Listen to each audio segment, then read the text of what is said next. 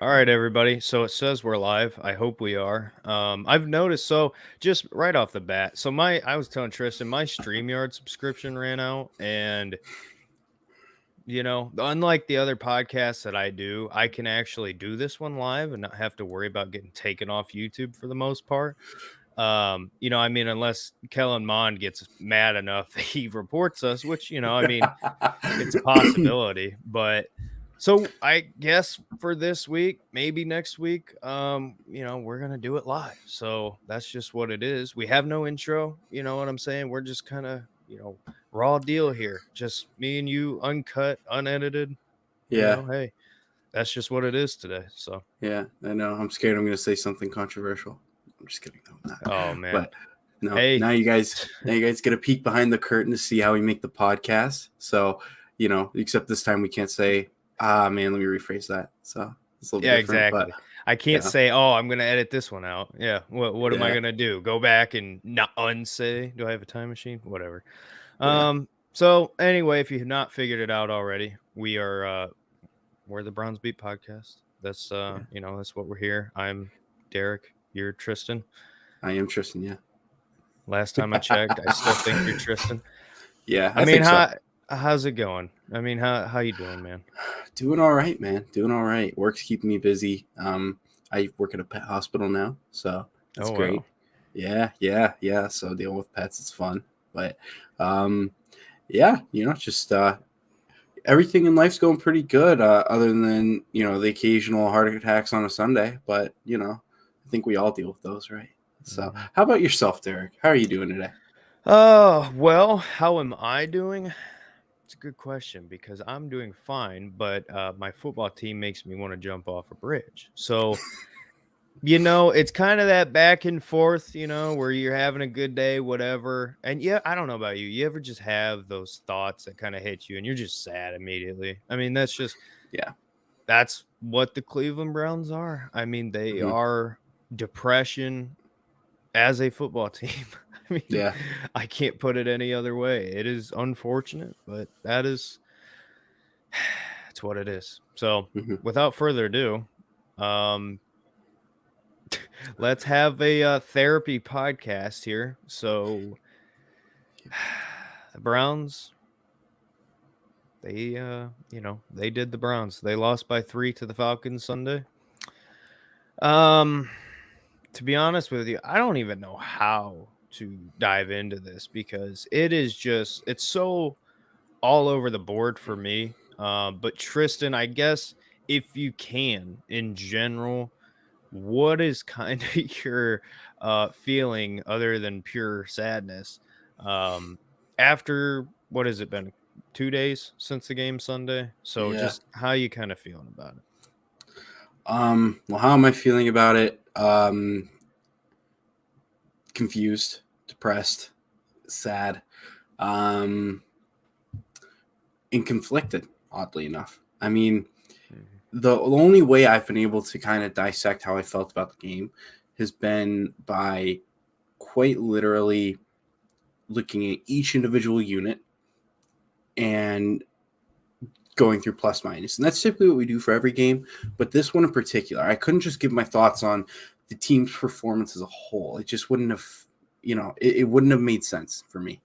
And so for me, let's start off with that offense, man. That offense was really good until the last 20 yards that they needed to get into the end zone. The red zone offense in that game was not good at all. There were a couple of plays Jacoby could have executed on, but honestly, like being brutally honest, if you want to pick him apart for the last interception at the end of the game, go ahead, I guess. I mean, that's your choosing. We know who he is. We've been saying like the performances we've been getting out of him lately have been unbelievable. Like really good, like starter level performances, like top 15 quarterback performances out of him. Actually, it's funny you Um, say that because that is not far off. Hold on, let me pull this up real quick. Okay, so PFF. Now this mhm. is again, take it with a grain of salt because the top name on this list might might blow your mind. So PFF's quarterbacks this season so far, as far as the rankings. Number one, you know what? Before I tell you, Tristan, take a guess. Who is PFF's number one quarterback for 2022? I think I saw this, Oh, but if not, I'm just going to say it anyway. Geno Smith. you, sir, would be correct. Geno Smith is the PFF number one quarterback so far this season, which, okay. All right. I mean, he's produced, you know. Yeah. I mean, the Seahawks don't look like absolute garbage, so you know, hey, Yeah. hats off to Geno. Geno's balling, but to see him number one kind of blown my mind. Josh Allen's 2, Mahomes 3, Hurts 4, Tua RIP number 5, Wait, and at number 6, Mr. Brisket, Jacoby, number 6 on PFF's list. Now I will point out Mitch Trubisky's 13. So okay, that's how you know it's bad. Where's Lamar Jackson? How is he not number one? That guy's my MVP front runner right now. So Lamar's number 9 on this Number list. 9. Wow, that's with so Brady Rodgers ahead of him. That's so disrespectful. Wow. Yeah, I mean, you know, and this kind of ties into my like PFF. Obviously, you got to take it with a grain of salt. But still, there's enough evidence there to put him at 6 in PFF's rankings, which shows that he's at least doing a decent job, right? And the performances we've been getting out of him have been great. And this game, he was good. He had his moments where he was great. But all in all, I would have given his performance like, you know, a B plus, you know, for his level. If this was a Deshaun performance, I'd be a little bit upset. But this is Jacoby Brissett, man. You know, and you know, Kevin Stefanski. Same thing goes for him. He was fantastic until the final 20 yards on the football field, that red zone. His red zone offense killed him. I mean, I believe it was a second down and goal from the 1 yard line, and he ran like that horrible play action pass. I'm pretty sure there was like a holding call on. And it's just like, if you're at the 1 yard line, I mean, that's a Marshawn Lynch move, man. Like, hand the football to the best running back in football. Like, just do it. Just don't do the Pete Carroll throw at the 1 yard line. That's just don't. You've got the best interior in football. You got the best running back in football. And you got a quarterback that is perfect on sneaks within 1 yard. I've never, ever seen a quarterback so good. Because here's the thing. You know what you notice with Jacoby Brissett on sneaks? It is not like, you know, everybody lines up and he gets up there and it's like maybe a half a yard, right? Where it's like you just need that little bit. Jacoby gets his Big Ben looking ass up there and he gets under there and he starts to go. And then you'll see him kind of do a little bit of a stutter step and then he'll take it 4 yards and go way past what you need. And it's like, bro, I watched the game at Cozy's house and we were like, you're at the 1. Just send Jacoby straight. Like, it works. I don't know why it works, but it works. Yeah. Just do like it. I'm not even kidding you. Like, even when Deshaun gets back, if we have a time where like we need to sneak the ball, absolutely put Jacoby in. Jacoby in. There's nobody better in the game at quarterback sneaks than Jacoby Brissett. And it's such a weird thing to be the best at, but it's awesome. It's so funny. I laugh every time they go for the sneak. You know what though? It's not even, the crazy thing is, it's not even just the sneaks.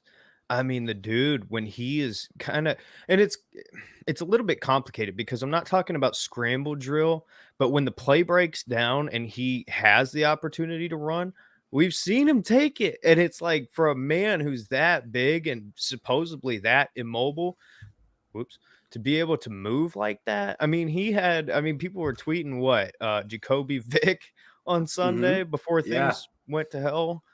Yeah. I mean, hey, you can't be not impressed with Jacoby. And we'll talk about it a little bit later, but I mean, just as a whole, his performances have been crazy. Yeah. Yeah, absolutely. And, you know, there were a couple of throws that he missed that probably he'll want back, but for the level of quarterbacking that we're getting out of him, it's fine. But yeah, got to put blame on Kevin Stefanski for that red zone offense. But the thing is, I'll give Kevin a pass. He's been is like his offense has been absolutely amazing this year. Getting this much out of Jacoby Brissett is quite literally next to a miracle. I mean, holy crap. I mean, like, he's making the guy look like a top 15 quarterback that like he's having Jacoby deliver the performances that we were getting out of Baker when we were calling Baker the franchise guy, which is unreal, which is why I'm willing to give him the pass for this game. And then I guess that's a good way of like kind of just transitioning to, I mean, also Amari Cooper absolutely was locked down by AJ Terrell. Hats off to AJ Terrell, but I mean, come on, man. Well, I'm glad you brought that up, because it kind of bothered me how people were overlooking that. I didn't hear a lot of people mention it. We played a lot of really talented, good corners in the last, I don't know how many years, but I don't ever want to see AJ Terrell again. He absolutely locked Amari Cooper, and this is not. We're not talking about an Amari Cooper that is washed up. He's not what people were kind of thinking earlier on, where it's like, hey, is he about done? This is an Amari Cooper who came out in the Jets game and looked great, was a number one receiver. Steelers game looked great, dominated. And boy, and I to be honest with you, we can honestly, let's talk about this now. This is my concern with what we're talking about here. So far, when the pass game is failing, it's because Amari Cooper is not going. And I just really hope that they're going to be able to get something going outside of Amari Cooper, because I don't know what they're going to do. Donovan Peoples-Jones Sunday was solid. Had some big catches. One of them I want to say was out of bounds or something. Yeah. Njoku was fine. You know, I have him in fantasy. Got me 8 points. Was fine. But we got to have something. And we've talked about this depth for a long time, and it's just not there. And with Cooper not doing anything, got to rely on that run game. And then guess what? People start stacking the box. Stefanski starts folding in the red zone, like you said. It's concerning. Definitely concerning. Yeah. And I mean, you know, Amari, like, he clearly showed what type of guy he is. If he's going up against somebody who we would view as a you know, okay corner, mid-level corner, he can find ways to persevere. But you know, against the top guys, and this was always his criticism in Dallas too, was like, you know, there would be games where he would absolutely just not show up. You know, I wonder if we're really just seeing how good AJ Terrell is. I mean, he had an amazing game. And when we were talking about the Falcons in the preview, I believe it was either me or you pointed out that that's something to be like there was a way that the Falcons would win that game, and it would have to include AJ Terrell shutting down Amari Cooper, and he did it.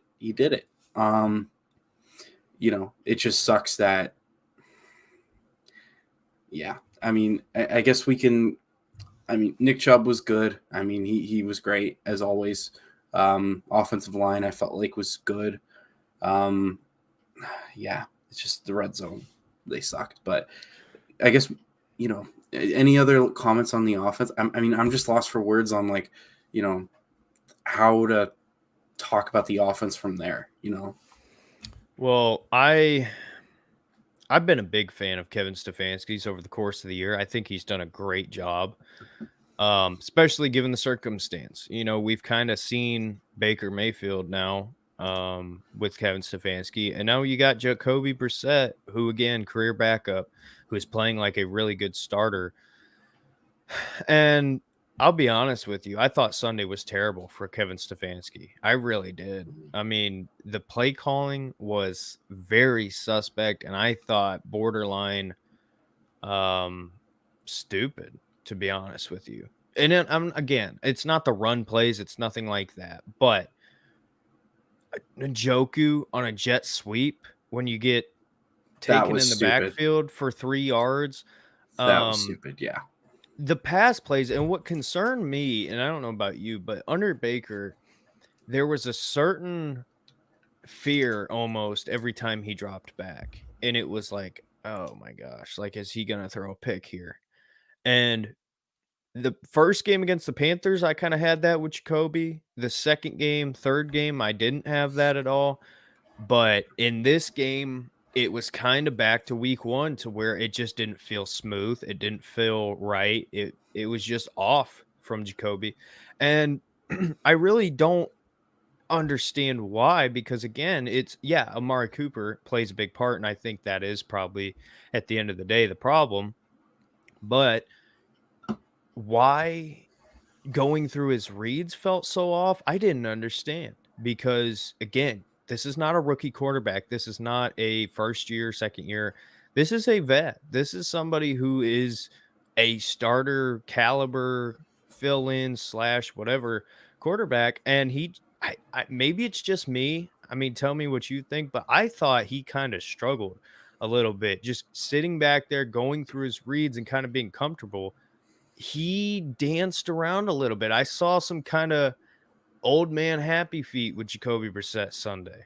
I don't that maybe that's just me. Yeah.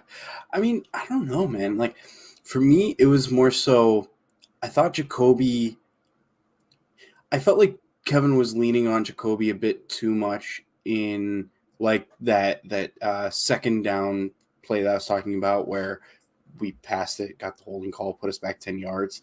Um, I think Kevin, I think he got a little bit too confident with Jacoby Brissett and like what he was doing and thought he could open up the playbook a bit more. Because he was clearly trying some stuff. And whether it was because the Falcons were the opponent and he didn't respect them, or it was because, he just got so comfortable with Jacoby. But for me, it like that second and goal from like, it was like half a yard, like Mhm. how you don't run it like two more times, Yeah. like, and like that fourth down play that we had, I think it was like a 4th-and-1 on the very opening drive. And he had Jacoby roll out to the right and there was absolutely nothing there. And he pretty much got lit up on the sideline. Like, I almost feel like he's got to look at this film this week and he's got to say, okay, you know what? I've learned my lesson with Jacoby. Let's stick to what we were doing before, where he can manage the game and do it well. And in moments where I need plays the most, I'm handing it off to Chubb. Mhm. I think that's just where we're at. Yeah, I would say that would probably be my biggest criticism. And then, yeah, the tight end and around, like, there's just no excuse for that. Either you have a slow defense and he looked super fast in practice, or like Njoku accidentally hurt his number and like took the ball out of Chubb's hands or something like that. Like, I don't know, but that was just not that was I don't not know, right. man. It just did not look good. But yeah, it's a valid criticism to say like Jacoby looked uncomfortable. For me, it was more so he looked uncomfortable in moments. I felt like Yeah, I can agree as with a that. whole, Mhm. I felt like outside of those moments where he clearly was uncomfortable, like I thought he did good. Like the opening drive of the game, that was the best opening drive we've seen out of him, Yeah. without a doubt, up until that fourth down play Mhm. in the red zone. Like, it's like you want to be extremely mad about it, but for me, I can't, because it's just like, man, like what Kevin's gotten out of Jacoby so far has been just so impressive. It's like I got to temper my anger towards it, because I just don't want to put fuel into the fire that is, the people saying Kevin Stefanski can't be calling plays for the Cleveland Browns. Like, I just don't believe that. I don't buy into that at all. And I so, don't I don't blame Jacoby for no. Sunday because I really don't think it's his fault because Stefanski has found ways to kinda compensate for the lack of maybe not help, but you get what I'm saying. Just the limitations of Jacoby. And it felt like Sunday he kind of overcompensated to where he was getting cute. He was trying um, just things that I just did not feel was right about. And this is a stupid criticism I have, but did you notice how the one area of that stadium where it was sunny, we kept throwing that way, like into the sun where DPJ caught that? I did not even notice that, to be honest with you. I noticed that. I'm like, why is it that every time we throw a pass, it's always for whatever reason in that spot where it's sunny? I'm like, bro, you got a whole stadium that's just shade, and it's like Kevin Stefanski saw the light, was like, run there, that'll work. I don't know. Yeah, yeah, no, I mean, yeah, I don't know. I agree with you. Like, at the end of the day, if you're putting this game on Kevin Stefanski, which I think he does deserve his fair share of the blame, I don't disagree with you. I mean, how many opportunities did we have in the red zone that we walked? I think it was on 3 straight drives, we ended up being within like the 5-yard line, and we walked away with, I think it was like 10 points. Yeah, exactly. You got to execute when you're in the red zone, man. And that's honestly, like, if we executed in the red zone, like, that's the thing I'm most like if we executed in the red zone better, we don't have this conversation today about like us being upset about this football team and it being disappointing. And we talk about Jacoby as though like he had another amazing performance. Kevin like called amazing plays. Like, I feel like the tight end around would have been just swept under the rug because, I mean, but losing always amplifies the things that you do wrong. And I almost feel like Kevin's dealing with a bit of that. I think deservedly so, though, because, I mean, you got to execute in the red zone, man. You gotta. Yeah, and there was a couple key plays, and I want to talk after this. I want to talk about that first drive because that's kind of been a big debate. Kick it, go for it, whatever. But before we get to that, just as a whole, I felt like Stefanski, for whatever reason, not even, again, I know I said he was trying to be too cute, but I think really it was just simply trying to overcompensate for a problem that you really didn't need to.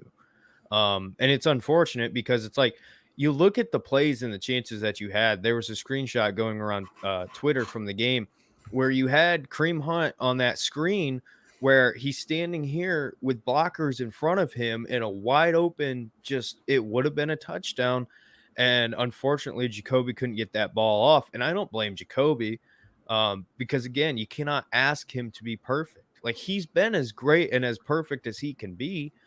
But at the same time, it's like, man, if you just got those simple things, it would be, like you said, much better. But getting back to that first drive, I mean, I'll be honest. Obviously, in hindsight, kicking it would have been the right thing to do. I wanted to go for it because I felt like the Falcons, being that kind of RPO team, they do have a threat with Mitch Trubisky. Jeez. Marcus Mariota with the run game. They got the receivers. Cordell Patterson's a heck of a running back. Like, I just wanted to get up early. That way you can kind of control the game. I agreed with going for it. A lot of people kind of really criticizing Stefanski for that. What were you thinking in that moment? Did you want us to go for it, or how'd you feel? Yeah, so I was watching this game with family, and keep in mind, it's like generations of Browns fans there. And my uncle, who is one of the bigger Browns fans there, he wanted us to kick it because he was like, just get the 3 points, get off the field, be happy with it. For me, and even after the game, I defended Stefanski on the going for it. And the reason why, I agree with the decision, the execution was terrible. I think what he did is he played for the touchdown instead of playing for the first down. It was like a yard or two for the first down.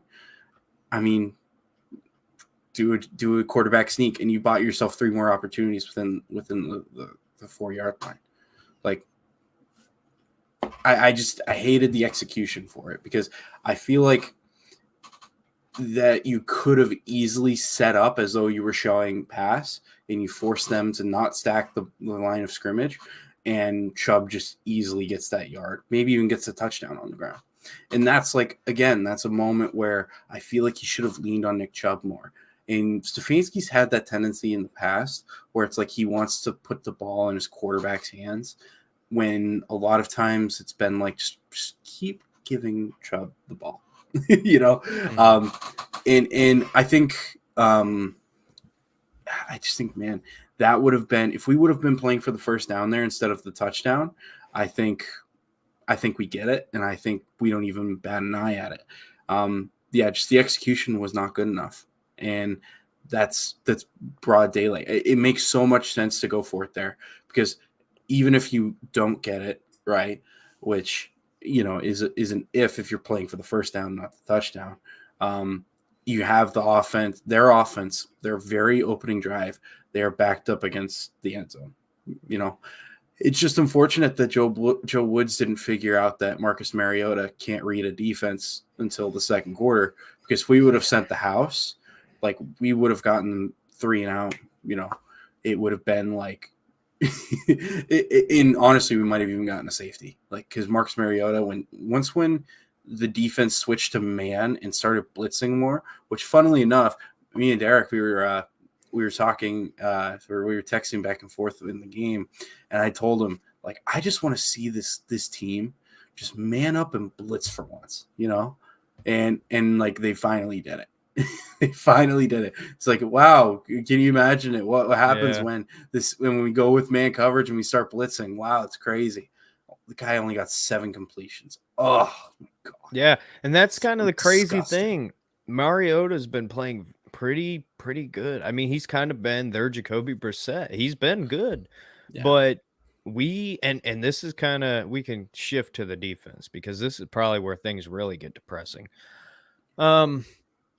It amazes me how Joe Woods, as a defensive coordinator, is so bad/good at one thing, right? And this is kind of conversation that was had in spaces after the game. And it's like, if you notice, you can tell what Joe Woods' game plan is, because it's literally the polar opposite, right? If he comes out and he says, we're stopping the run, you'll stop the run. If he comes out and says you're going to stop the pass, he'll stop the pass. But it's never in between. It's always just one thing or the other. And that's what I saw in this Falcons game.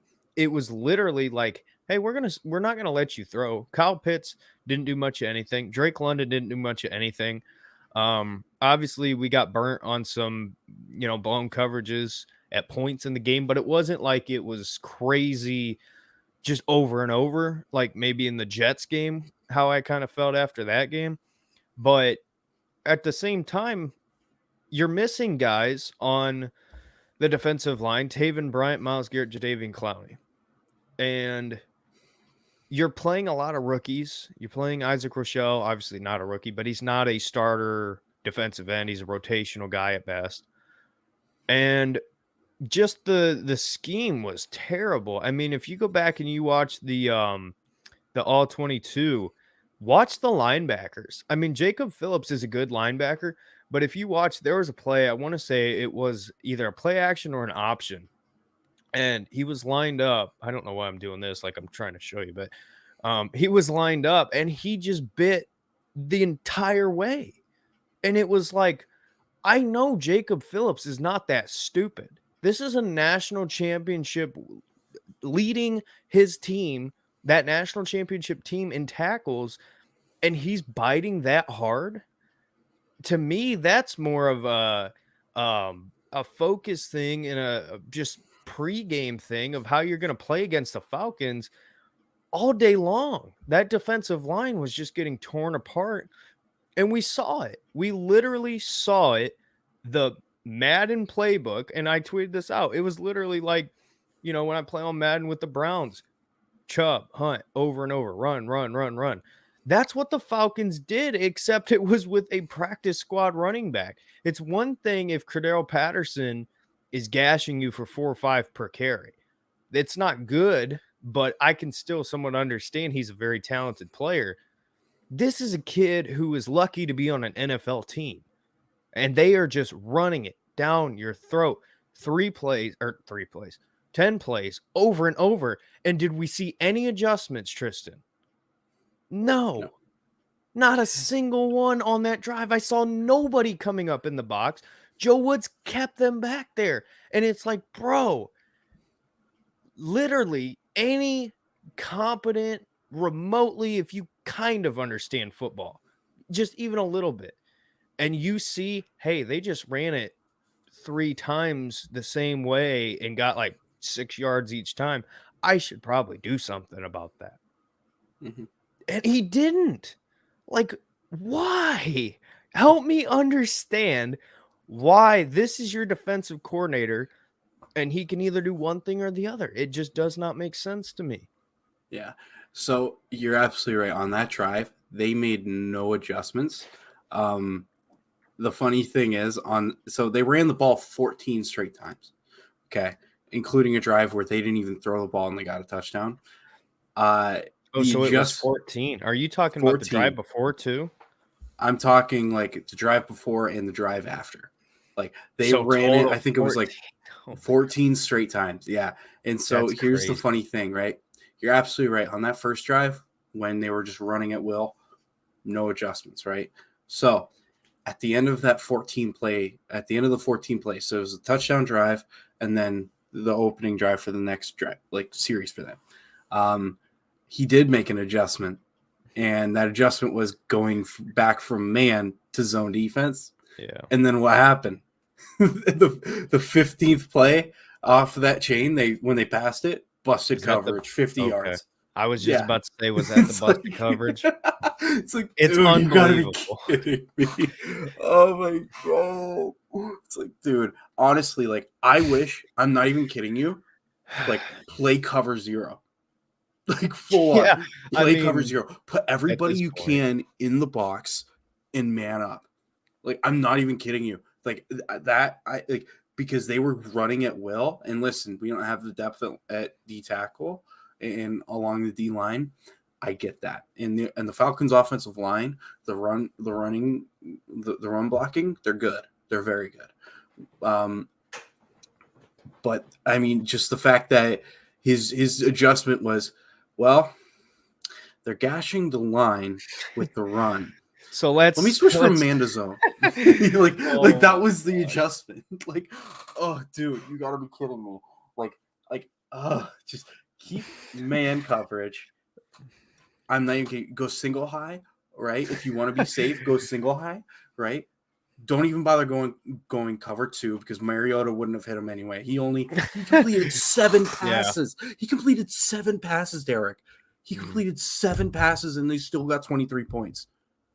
Like, oh my God. That is crazy. Oh my God. That's what the Browns should be. That's what makes me so mad.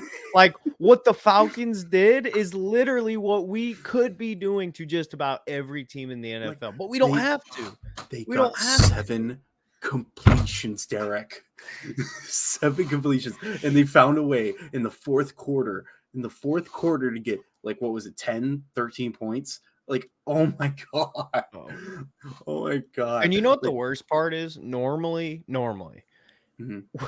when you go up at the end of the game and the team's running the ball well against you, you can be like, we got it. Because they're going to have to kill clock. They can't kill clock. But no, they were so effective running the football that there was literally nothing that we did. And I'm sorry, Brett, I appreciate you commenting. We will, if you guys comment, and I've already had to block one person because but that's what happens when you do podcasts live. That's just how it goes. But Brett says, I guess they were probably really tired up front, but he doesn't seem to rotate very well. Even when starters are in, we've seen Miles get gassed plenty of times. I feel the exact same way. I felt like even though you had a limited group of guys, Perrion Winfrey, for all of the criticism of his run defense, he made a great play blowing up the run. And when you have that all game long when you're getting ran on, I'm sorry. I don't care if Perrion Winfrey's in the doghouse. I don't care if maybe that was, again, could be one play, right? Could just be one play where they were he was successful, got in the backfield, whatever. I'm going to at least try to put that guy out there because so far he's been the only one that's done anything to slow down the run. Like, I'm going to put him out there and at least try. Like, I don't think he even saw the field after that. Or if he did, I didn't know.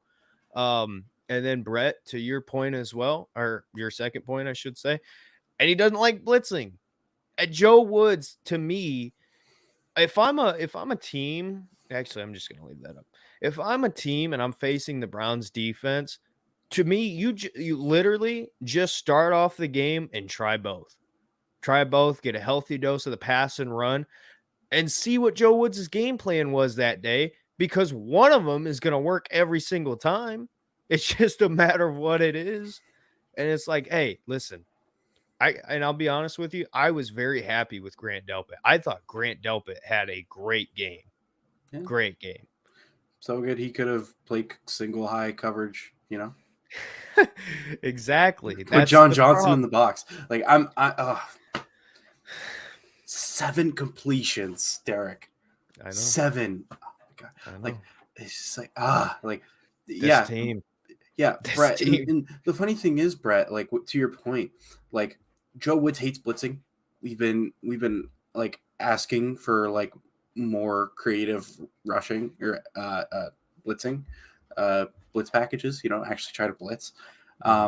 He finally does it in the second quarter of this game, and his defense is locked down for 2 quarters. It's like, oh my God. Yeah. Like, that was the best his defense has played all year. Were those 2 quarters.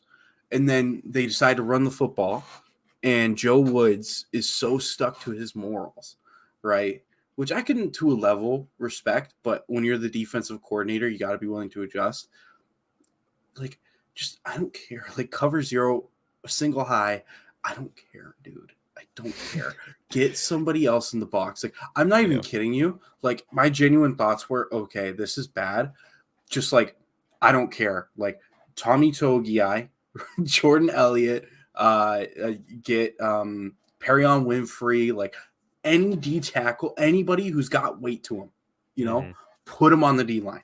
Well, you can literally rotate too. That's the best part. Isaiah Thomas and Alex Wright, they can slide inside, do it. Exactly. Like, honestly, I was even saying, like, honestly, I might even consider going like 3-4, 4-4, like I was like, honestly, just like stack the box, get your most athletic guys like JOK on the outside, maybe Taki on the other. I don't care, right?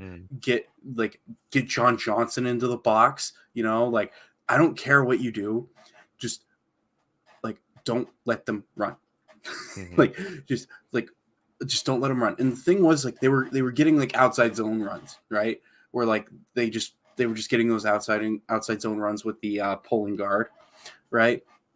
It's like, just bro, like, you knew what they were doing and it didn't matter. Like, Moses couldn't have parted the sea better than the Falcons offensive line parted like the lanes for, like, it was like, I think it was like last week I said on the show, like, man, like, it must be so frustrating playing against the Browns when they're up, because because they're just going to run on you and you're not going to be able to do anything about it. Like, I think we finally got our dose of that. Like, that was the most frustrating thing in the world. Yeah, exactly.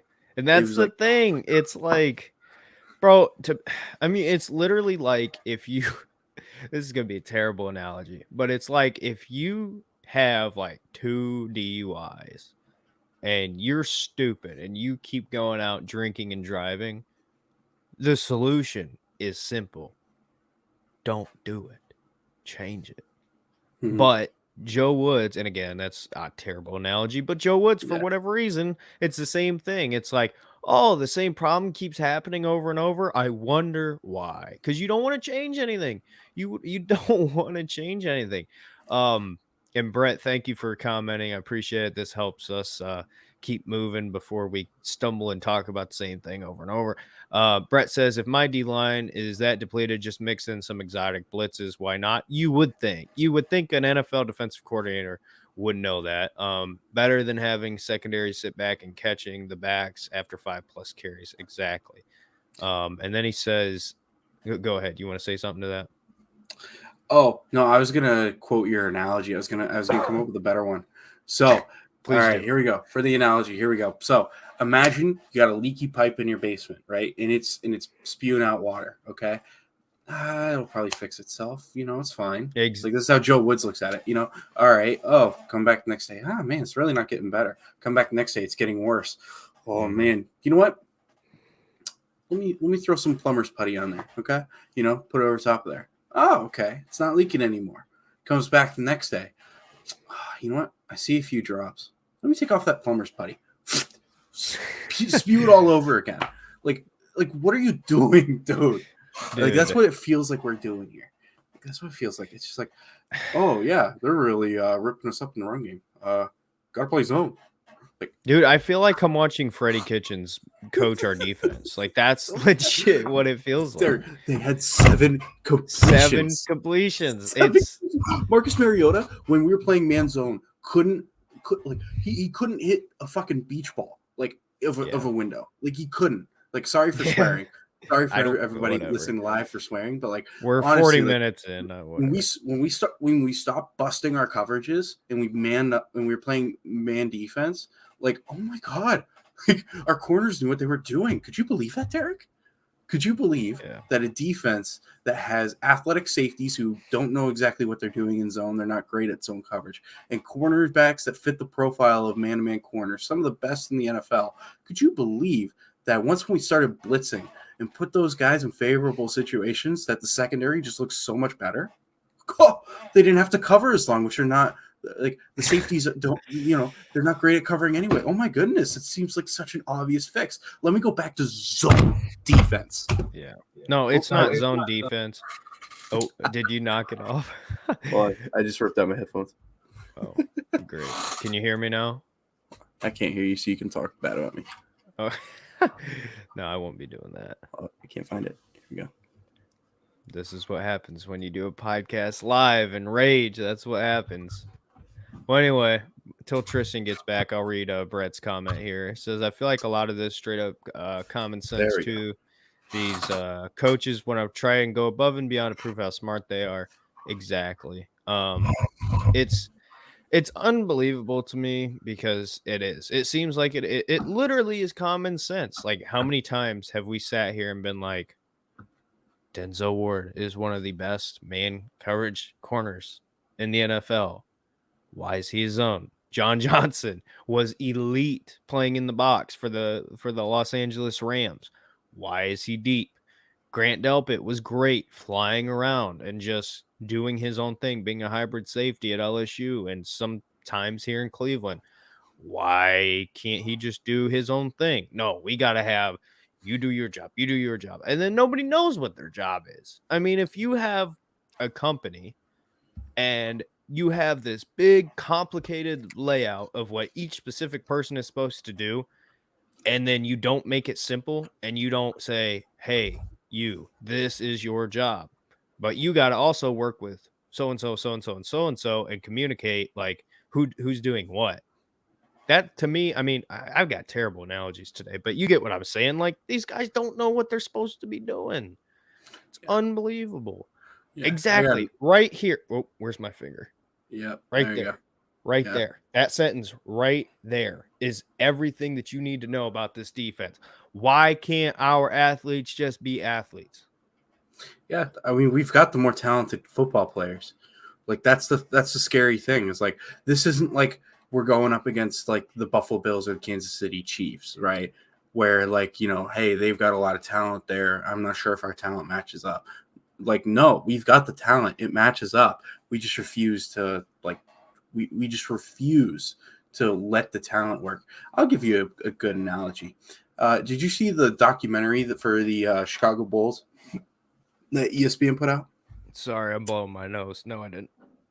Yeah, so it was about, I believe it was like the 1991 Chicago Bulls. about their final season before they broke it up with MJ, with Scottie Pippen, Phil Jackson, everything like that. The GM, right, who built the team, by the way, right? I can't remember his name to save my life. I think his name was Jerry. He was a short guy. So he had Napoleon syndrome, right? So, like, he pretty much goes like, oh, you know what? Like, this team's winning a lot. Like, it won, like, what, 6 championships in 8 years or whatever the hell it was? Like, they won a lot. They won a lot. And he decides, you know what? This is the last year. This is the last year. I've had enough. Phil, you're done coaching at the end of the year. You know, we want to rebuild. And they won a championship, and he's still stuck to it. He let Scottie Pippen walk. Scottie Pippen left, you know.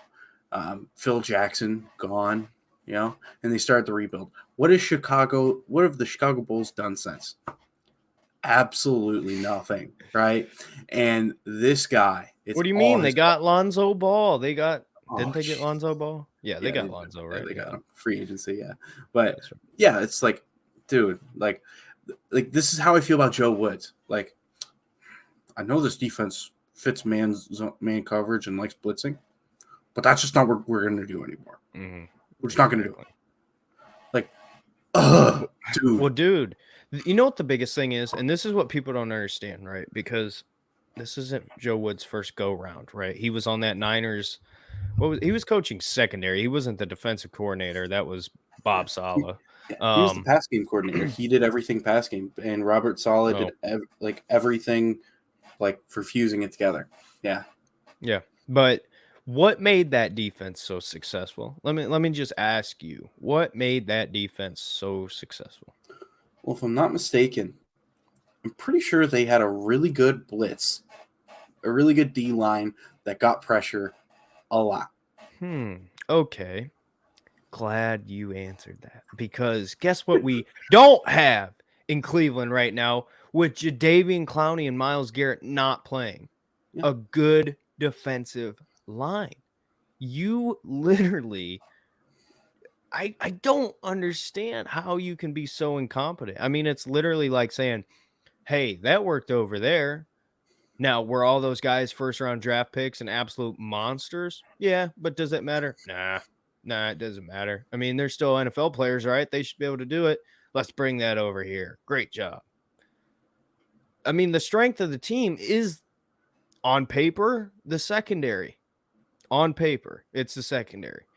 I mean, we can talk about it, but just pure talent, I believe it's the secondary. Now, you have those guys playing out of position. I mean, it would literally be like putting Myles Garrett as an outside linebacker. Like, what are you doing?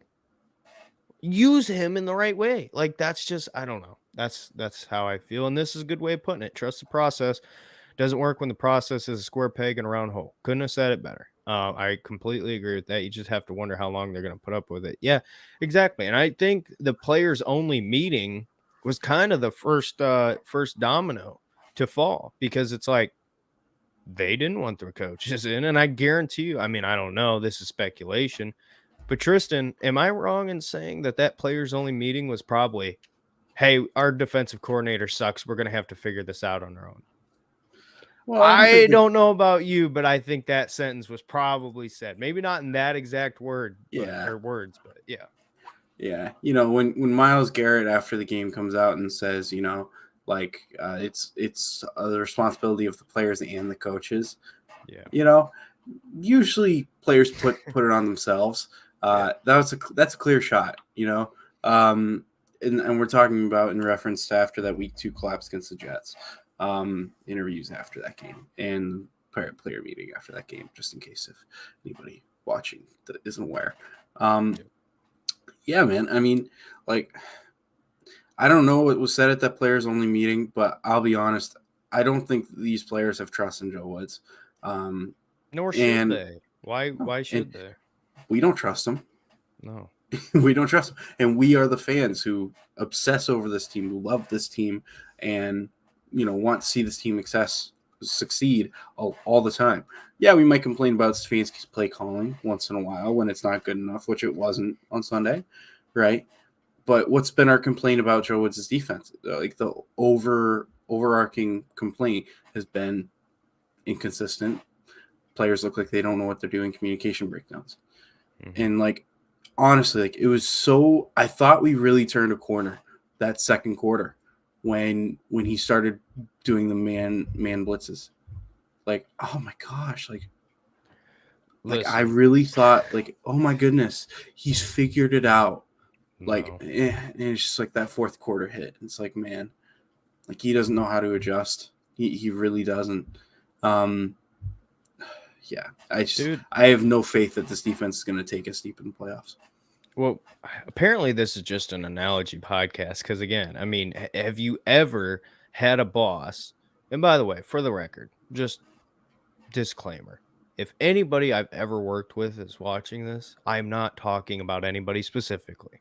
Just nobody will, but I don't want to make people mad. Anyway, but you have either worked for or worked with people who are flat out incompetent. They do not know what they're doing. I think everybody probably has, right? When you have that, there is literally nothing that you feel comfortable or are fine with either hearing from them or having them do. Like you can give somebody an assignment or say, hey, can you do this for me? And you know before you even see whatever the final result is, that it's going to be either a complete failure or just not good enough. Like everybody knows that. That's how it is with Joe Woods right now, to where he can do an all right job, but it's not good enough. And you're giving him so much just to be flatline. And the team as a whole, listen, I didn't want to talk. I told you I didn't want to talk about this team, but here we are. This is kind of how we get through things, talk it out. After that game, I did a video and I posted the clip out because it's just how the Browns make me feel. It's like when you put, again, Tristan, me, you, your family, anybody who's a Browns fan, it doesn't matter if you do what we do or you talk about it with your coworkers or your family, whatever. When you put so much time, effort, money, love into this team, caring about this team, I don't have it on now, but you know what I mean? Buying the merch, buying jerseys, stuff like that, posters, whatever. Just to have this over and over again and this heartbreak over and over and over again, you reach the point, and this is kind of where I've hit this week, where I'm like, I don't care. I really don't care. I am not going to put any trust in you. I'm not going to put any time, any care, any effort into you until you come out here and prove me wrong. Prove me why you should be worth watching. I mean, it would literally, it would be like if you work hard on something and then you just stop and you just put in a half effort, terrible performance, whatever. Why should I keep going? Anybody can be great for a little bit, but it's about that consistency. It's about keeping that. There becomes a new standard. That's what happened when Kevin Stefanski came here. We were looking for that new standard. We found it, and now we're starting to come back down. And that's what concerns me about this team. Tristan, we've seen this. We've seen it over and over and over again. And yeah, it's a little bit different because you know what's coming later on in the season. But at the same time, why should we as fans care? Why should we spend money? Why should we put our time and effort into loving this team and watching this team if this is what we're going to get? We're 4 weeks in. We're through the first quarter of the season, and you should be 4-0. You should be 4-0, but you could literally be 0-4 because at the same time, in every single one of these games, you've almost blown it. Yeah. Tell me I'm wrong. I mean, seriously. No, you're not. No. And, the last couple of things I'm just going to say are, I mean, questions. When when we're talking about this team, I don't think we would nitpick this much or care this much if it wasn't for the fact that this is our championship window. Like, this is like, if we're going to win a championship within the next, like, 10 years, the best opportunity is this year and next year. Like, those are the two clear-cut best opportunities we have to win a Super Bowl. And the fact that we're not even close. And I understand we're getting Deshaun Watson back, and that's going to turn us offensively, and it's going to make things look a lot better. But the fact that this defense has let us down this bad consistently, like, man, like, it makes you question whether or not, like, is this actually our championship window? I mean, it has to be, right? But also, is this team good enough? And that kind of leads me into my next thought of the people who wanted to get Ndamukong Suh on this football team have every reason and every argument in the book right now in their favor. The big question about this defense wasn't the interior D-line. And it was, are these guys good enough? And we had mentioned in weeks past, like, there were guys that were doing good, like Jordan Elliott was doing all right. You know, outside of him, there was a rotation that was kind of working in, and we were hoping somebody would step up, and nobody has.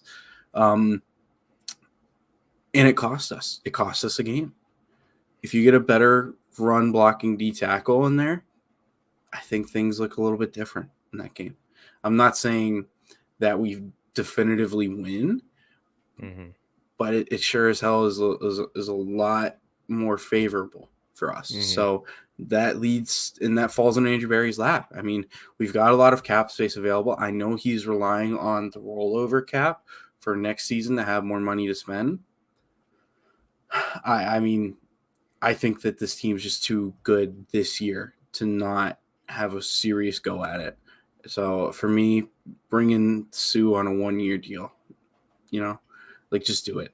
Just do it. That way it'll take him a couple of weeks to get acclimated to the defense. But then after that, you've got him and Jordan Elliott, who, as a 1-2 combo, I'd say about middle of the pack in the NFL.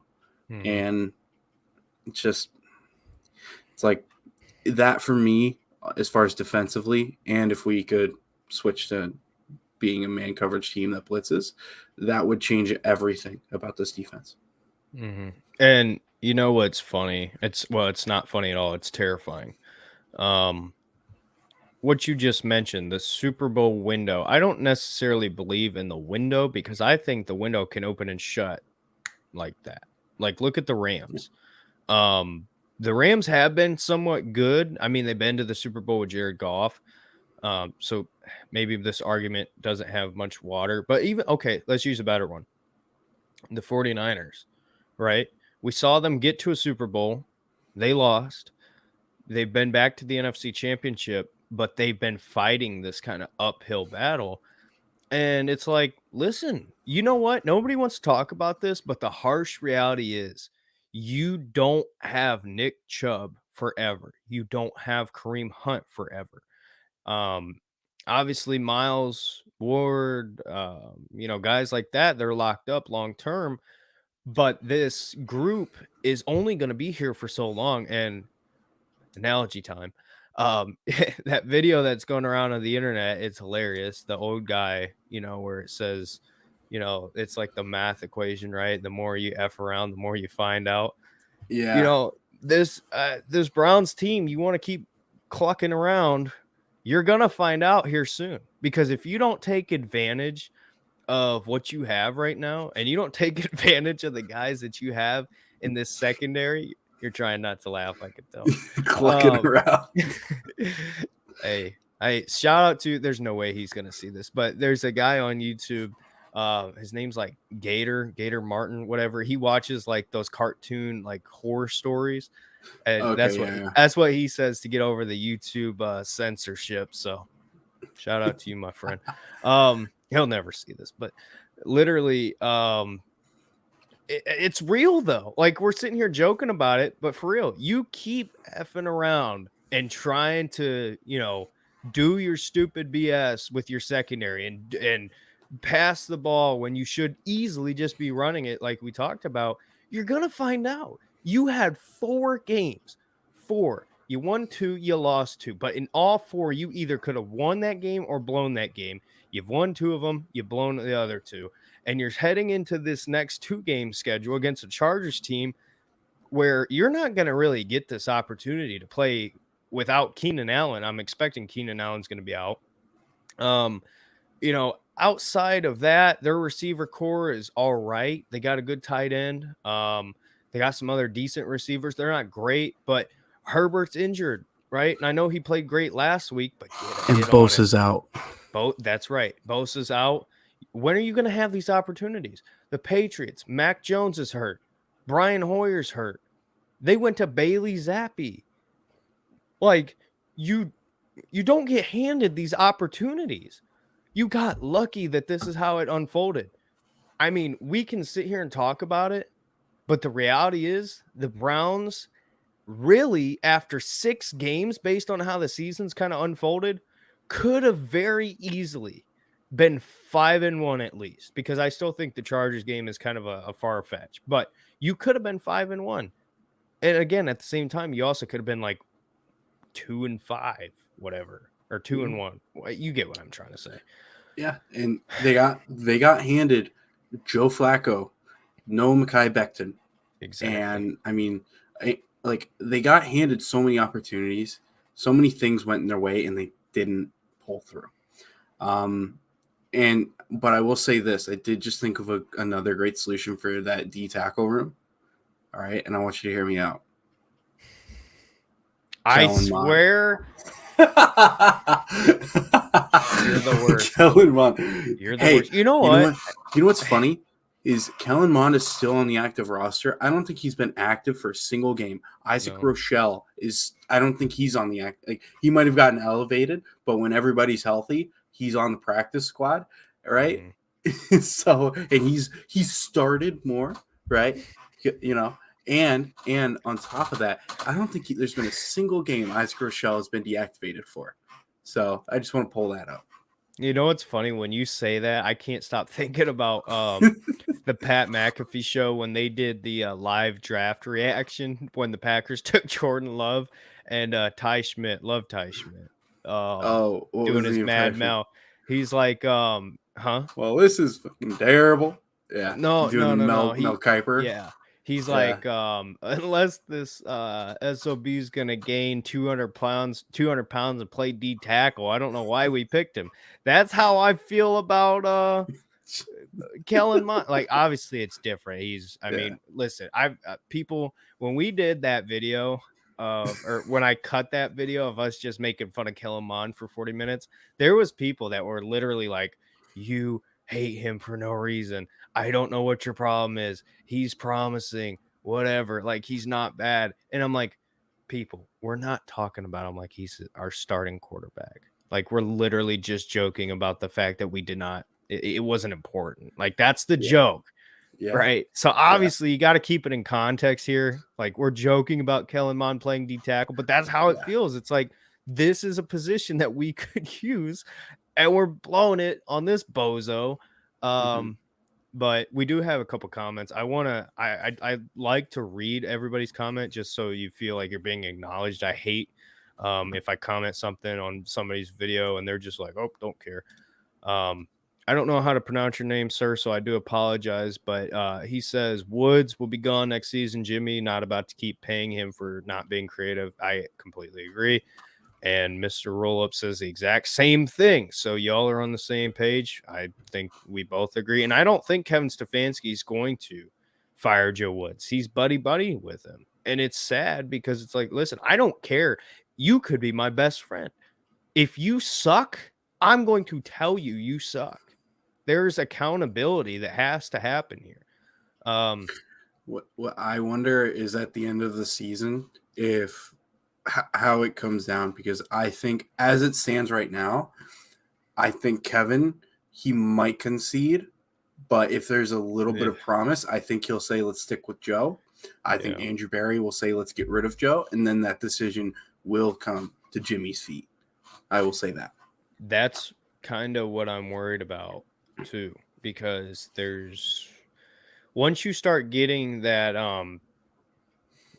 lack of control as far as like who has the power type thing, right? Because when they were brought in, it was like, hey, Stefanski and Barry, they're on the same page, right? And they're going to run the show. Stefanski's not going to want to fire Joe Woods because Stefanski brought him in and it's his friend, it's his guy. And I understand that side too. I wouldn't want to have to be like, hey, bro, you're terrible. So I agree with you in the sense of like, if there's even a little promise, Stefanski's going to want to keep him, which again, I don't know about you. I think you probably feel the same way. I don't care how good our defense plays from here on out. You have proven to me now 2 years in a row, 3 years in a row, you are incompetent as a defensive coordinator. He has a previous record where he failed as a defensive coordinator in Denver. This is not new. Like, well, and I will say as well, like, I did see people spreading around clips of Greg Williams saying like we needed him back. I was one of I them. don't think like I agree with like Greg Williams as far as like the type of scheme that he ran, where it was a lot of man, a lot of blitz. Like, yes, we need that. That would be the best. But I don't think people understand with what Joe Woods is at like end of games where it's like he plays so like prevent that it's terrible. I mean, Greg Williams quite literally ran cover 0 like with like 10 seconds left in the fourth quarter of a game. I think it was that year that the Jets they were 0-13, then they lost to like Detroit or somebody like that. I can't remember exactly. Or yeah, I believe that was it. And then he got fired like the next week. I want people to realize like Greg Williams is like the exact opposite of Joe Woods. We need to meet in the middle. You got to find somebody who like is currently defensively running a 4-3 blitzing scheme that with man coverage. The only team I can think of off the top of my head is maybe the Tennessee Titans. A lot of teams play 3-4, and I almost think that 3-4 is the better defense in my opinion. But that's just it comes down to your personnel really as far as getting the most out of them. I don't think for us that's the case. I actually think we do have a good personnel to kind of run what we want to run in a sense, but it's just not executed right. Yeah, exactly. So I mean, I'm trying to think of LaFleur with the Packers if they run 4-3. I can't. No, they run 3-4. Like there's a lot of teams that run 3-4. A lot of the best teams do. So it's like you got to find somebody that like fits what we're looking for and can execute what we're looking for. That's hilarious, Brett. No, I think Bill Belichick would come in and he would want to run 3-4. It's what he's had the most success with. Hold on a second. Okay. So when I posted and you're talking about Greg Williams, it's not that I want Greg Williams back. I know some people actually do want Greg Williams back, but this coaching is what we need right now. I want you to listen to this. I hope you can hear it. I really do. But this style of coaching right here is what we need. Okay, I'm gonna have to block this person, but that is hilarious that they actually made a real football comment. Anyway, so just listen to what he says. This is from Hard Knocks, right? Just listen to this. I don't know if you can hear it. Hold on. Oh wait, no, you can't. Hold on. Oh, it's connected to my headphones. No wonder. Hold on. All right, here we go. All right. Again, I'm not saying Greg Williams back, but just listen to how he coaches. Get yourself on film and you wonder why I cut your ass. You look at effort first. Could you hear that? Yeah. Okay. That's Greg Williams. Listen to what he said. When you watch yourself on film and you wonder why I cut you, that's what we need. I want somebody who has a pair of balls to come in there and be like, listen, do your job or you're gone. Like I don't know. Maybe that should be. I don't know.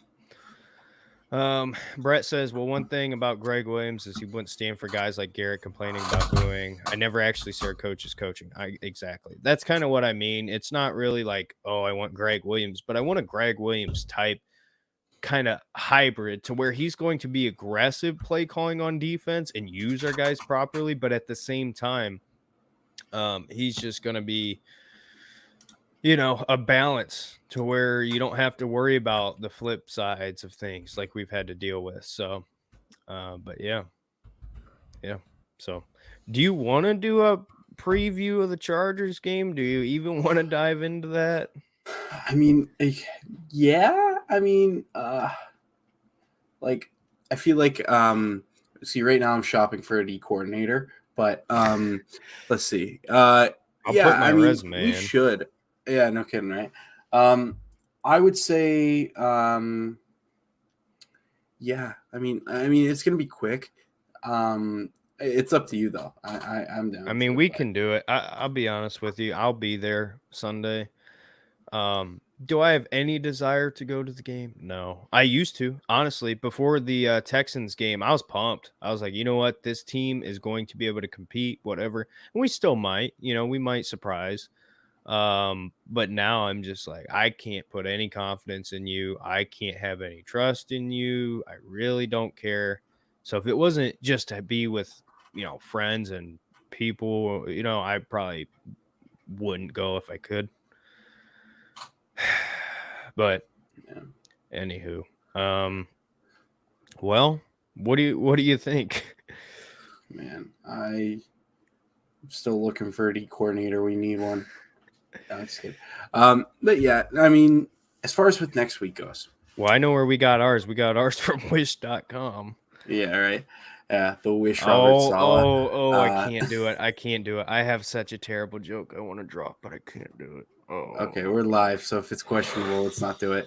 I can't do it. I want to so bad. You have no clue how bad I want to make this joke, but I will get taken down so fast. Hold on. Can you read the comments? Hold on.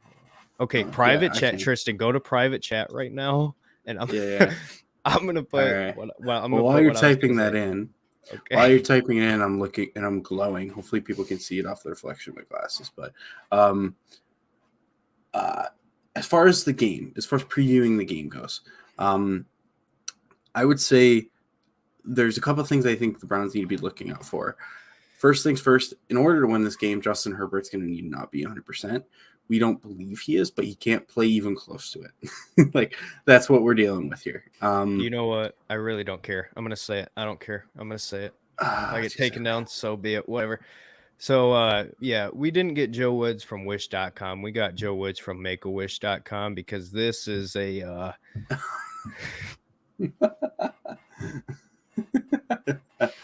That's a good one. I don't care. I really don't care. That's funny. I mean, think about it. No, I can't. Okay, that's too far. Just talk. I gotta blow my nose. Yeah, you're good. No, I mean, it's just like I gotta stop shopping for a D coordinator. I'm just gonna be boring the rest of the podcast. So, all right.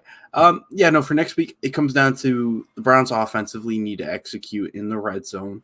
Like they didn't do this last week. It's clear that until they get to the red zone, they're a good team. They're a big threat. And they're going to need to trust Nick Chubb to get it done. The Chargers' run defense last year was not great. I'm not exactly well versed in how good they are this year. But last year, run defense for them was not good. I mean, their fan base, I think Jerry Tillery was their version of Jalen Reagor for the Philly fans. Just they didn't get hurt a lot because the Chargers barely have fans. But unfortunately, yeah. But no, I mean, so there's an opportunity there in the run game. I know they signed, I can't remember the guy's name, but they signed somebody in the offseason to a decent deal. So, it's not going to be easy, but we should be leaning on Nick Chubb. We got to hope that Justin Herbert doesn't go crazy. And we got to hope that Joe Woods blitzes and, plays man right off the bat. If he doesn't, well, the chunk plays will come, and I'm going to have flashbacks of Mike Williams last year, absolutely gashing this team. And if they do it to us 2 years in a row, I'm quite literally I don't know if I'll give up or cry. I'll probably do both. I mean, Same. yeah. I have I mean, nightmares about that game both, still. but Yeah, I mean, still have listen, nightmares. you want a preview of this game? It's pretty simple to me. I listen. I really don't care what your personal opinion is or what you believe or don't believe, but here's the reality. If you're a Browns fan, I don't care if you're an atheist. You better get on your knees and pray to God above because I don't know. I'm being dead serious right now. I really don't know. It will take a miracle from God himself, and hopefully I don't know if God's a Browns fan. I haven't really asked him. Maybe I should. Maybe I can convince him. No, I can't. Definitely can't do that. But that's what it's gonna take because this team right now that we're going up against, you're okay. What did we talk about? Right? We shut down the pass game for the Falcons with London, Pitts, whatever, but they were gonna run the ball. Again, practice squad running back ran the ball all over us. Guess who they have? Austin Eckler. Yeah. They have Austin Eckler. Are you going to stop that? No. Okay, let's stop Eckler. Are you going to stop the receiving core that they have? It's not great, but Justin Herbert is a top 5 quarterback. Are you going to it's so unfortunate. It is so unfortunate that this is the team we get to face next. Because if it was the Patriots, I'd feel way better. Way, way better. Yeah. No, I'm right there with you. No, I mean, it's just, yeah. After a week like that, it's hard to come into this game with optimism. I have a tough time seeing this Browns team winning. Only way it happens is if the offense just executes in the red zone better and the defense comes out ready to play from jump and they fix all their issues, which I just don't see it happening. Like, that's funny. Could you imagine Jimmy Haslam coming down, getting bottles thrown at him, taking the play sheet? yeah, That no would be kidding, funny. right? But yeah, there will be some people who I definitely agree with this comment. Okay, I'm yeah, just kidding. totally, Gio. Yeah, I'm just kidding. there will be people who have like dreams that like Joe Woods is sick. He's not going to be able to coach this game. But honorary coach Greg Williams, yeah, they're going to be. There's and then going to be and then Miles is just going to be like, yeah, I'm sick this week too. I'm not going to come back because remember Miles hated playing for Greg Williams, so. Well, Miles is an interesting guy. Him and Greg's personalities don't fit, but whatever. No, Miles loves his dinosaurs and comic books. Greg, I'm pretty sure, listens to Screamo Rock like when he wants to peacefully fall asleep. So yeah, they're two different guys. But who's better? Honestly, there's a problem to this question because you're two separate schemes, two separate players. I'm not taking the easy way out. To be honest with you, it depends. If I'm running a 3-4, absolutely TJ Watt. Not even close. I mean, TJ, give me TJ in a 3-4 to have that speed. In a 4-3, it's Miles just because he just fits the scheme. He's great. Yeah. Yeah, is it one of those things where would I like take TJ over Miles for my team right now? Mm-hmm. No, absolutely not. If I'm picking my own team and it comes down to one of the other, it depends on the scheme I'd run. But I'd probably run a 3-4 and I'd pick TJ. As far as who I think is the better player at the moment, I'd have to say TJ just because he's proven it a little bit more. But honestly, like, it's hard to say just because Miles has not had like. Here's the thing, right? If the Browns completely changed their more consistently, yeah, that's true. I think that's the only right answer, to be honest. I do think that the reason why is because of the fact that Joe Woods just never sends pressure, and Miles is always able to get doubled and triple teamed, and they're able to scheme it. And that's the thing, like that we talk about with TJ. Like Mike Tomlin is so hated by the Steelers fan base, and like I don't understand why. He literally like the way his scheme is designed, it's impossible to double TJ Watt. Could you imagine a scheme where it's impossible to triple team Miles? Like that's what the Steelers do. Like why Miles never gets any sacks against them, why he never performs, and people get angry because it's like he doesn't do anything against the Steelers. The reason why is because they triple team him. Like they have at least one guy chipping and two guys doubling him, right? And they get the ball out of the quarterback's hand in like 2 seconds. Like that's what this is. And so it's like, you know, if they actually blitzed more and made it so it's impossible to guarantee that you can double team Miles, only way to guarantee it is to put a tight end over there or to have the running back chip, Miles would produce so much more. Like I genuinely believe that like what we see out of Miles right now, if he was in a system that benefited him like Pittsburgh's does TJ Watt, I think we would be comparing Myles Garrett to like potentially, I don't want to say like for sure, but we would be potentially comparing him to Aaron Donald. Yeah. Like I think it's not close as far as individual talent. I think Myles is the more gifted athlete, and I think he's the better individual football player, but TJ's just proven it. The thing that TJ Watt that Miles, or the thing that TJ has that Miles doesn't, is literally just internal fire and will. Like some people have it. I don't get it why some people don't, to be honest with you. But Myles Garrett, and again, we're not taking Miles for granted. We're literally nitpicking. But if Myles Garrett had that inside fire of I don't give a cluck, I'm gonna go get this sack. He has that ability. Like he could do it, but a lot of times it seems like he's taking plays off. But at the same time, like you said, you got to understand Myles Garrett's going to impact games even when he's not getting sacked because he's taking care of triple coverage, double coverage at minimum all the time. I mean, how many times have we seen him be triple coverage and then you'll have a running back standing over there like, all right, is Myles Garrett coming? Like it's There was a clip from the Steelers game where they were tripling Myles and Myles just threw one guy one way. He like pushed another guy like into another rusher, and then he just bull rushed. I think it was like I can't remember who's on the left. I think it was like Dan Moore. And he just absolutely bull rushes him, and he gets a hand on Mitch, but I mean that was all within like 2.5 seconds. Mm-hmm.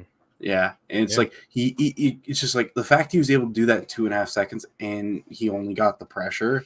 Like it's just like it's hard. It's hard, man. Well, it's not only that, but TJ Watt's also had Baker Mayfield in this division, which is unfair. I mean, Baker, you're going to get at least like 2 golden opportunities to sack Baker every game, you know? And I'm talking about each individual like player on the D line. He holds on to the ball so damn long. TJ kind of, it's not an apples to apples by any means, but like the same thing with TJ Watt. It's kind of like with Chubb, what we see to where it's like, you watch what TJ does, and then you watch what what Chubb does, where he just will not be denied. That is what that fire is. Now it comes in many different forms, right? You can be the quietest person in the room, like Nick Chubb, but when you're on that field and you need it, you can pull it out and you won't be stopped. TJ is a little bit different. You know, he's a fired up guy and you're going to see it. But at the same time, it's that it factor. That's really what it is. It's a real thing. But anyway, we're going on about an hour. We'll be on an hour and a half here pretty shortly. So probably should wrap things up. Appreciate everybody who's joined in the comment section, other than the people telling me that I don't even know if I could say his name on YouTube. Whatever. People making references to Nazis. Who I had to block. But other than you guys, I thank you for everybody else who's joined with us tonight. Don't forget to put Brett's on the screen. What, cluck. The chicken? Yeah, I already did. Cluck, baby.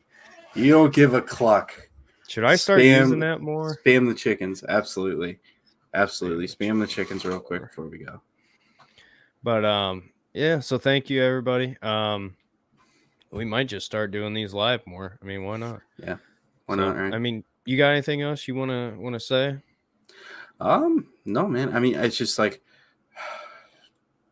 please, just give me some pride, defense. Just give me some pride this week. You know, just let me come in. Like, let me grab onto something. Let me not be hopeless about this defense. You know, See what you absolutely. did. Yeah. There we Chicken go. Army. Oh man. The only thing I'll say. Oh, go ahead. Oh no, I'm fine. I'm not gonna say it. Go ahead. Okay. All right. I was just gonna say the only thing I want to say is give me a reason to not cry 2.5 hours on the way home.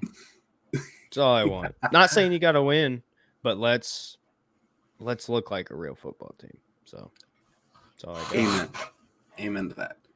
All right. So all right, yeah. that'll wrap it up. With that being said, cluck you, Yeah. everybody. No, I'm just Cluck you. all right. No. Goodbye. See you guys.